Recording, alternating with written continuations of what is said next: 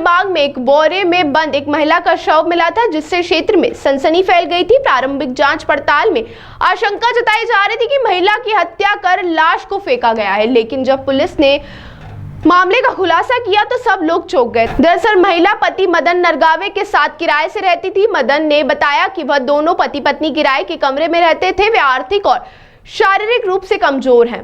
मृतिका काफी समय से बीमार थी। उसका इलाज कराने के लिए उसके पास पैसे नहीं थे। बीमारी के कारण महिला ने 2 दिन पहले दम तोड़ दिया। पैसे नहीं होने पर पत्नी का शव 2 दिन तक घर में रखे रहा। जब उसके शव से बदबू आई तो मदन ने अपनी पत्नी के शव को बोरी में भरकर घर से कुछ ही दूरी पर फेंक दिया।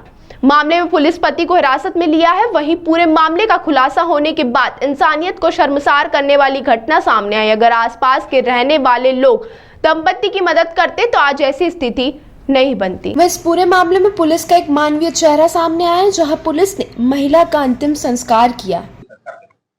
ये कल सुबह जो एक सूचना पर डेड बॉडी बरामद हुई थी महिला की, उसके संबंध में जब जांच आगे बढ़ाई तो उसमें सारी चीजों का खुलासा हुआ, जिसमें पता चला है कि उसके पति मदन द्वारा पैसों की तंगी और अज्ञानता वश जो है डेड बॉडी को सड़क पर छोड़ा गया था लवारिस हालत में। उसको बाद में पोस्टमार्टम कराया गया है। संपूर्ण जांच और पोस्टमार्टम से अभी इसमें किसी तरह का कोई अपराध का घटित होना नहीं पाया गया है, क्योंकि महिला के भी कोई नजदीकी परिजन नहीं है तथा आर्थिक स्थिति भी कमजोर है। इस कारण से पुलिस ने उसको पोस्टमार्टम के उपरांत शव का अंतिम क्रिया कराने हेतु थाना प्रभारी चंदन नगर ने अपने टीम के साथ में उसमें पूरे सहयोग करके अंतिम क्रिया विधि विधान के साथ करवा रहे हैं।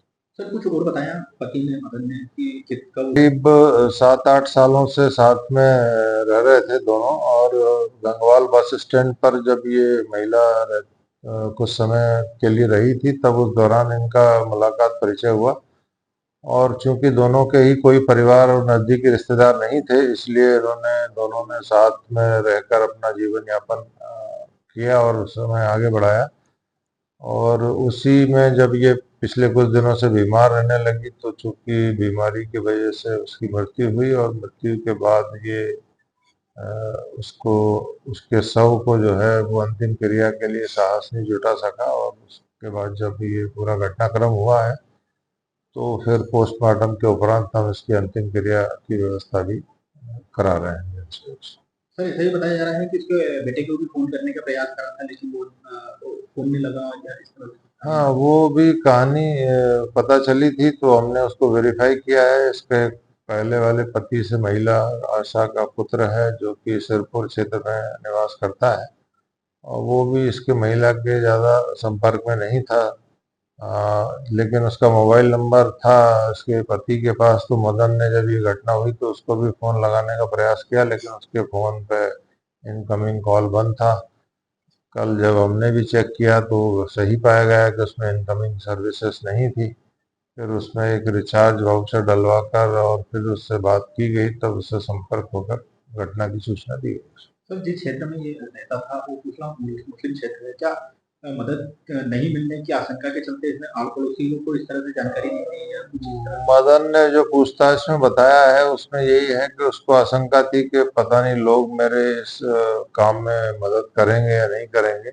उसी आशंका के चलते उसने किसी को ये बताया भी नहीं कि उसकी पत्नी की डेथ हो गई है और उसकी अंतिम क्रिया उसको करना है। अन्यथा निश्चित रूप से लोग मदद के लिए आगे आते हैं। सर क्या कारण था, क्यों नहीं मदद के लिए ये बोल पाया उन लोगों को? अब वो मानसिक दशा उसकी ऐसी थी कि वो स्वयं में ही उसने ये सोच लिया कि ये शायद इसमें लोग मदद करेंगे नहीं, अलग संप्रदाय के लोग हैं इसलिए मदद नहीं करेंगे, इसलिए उसने किसी को बोला नहीं संकोच में।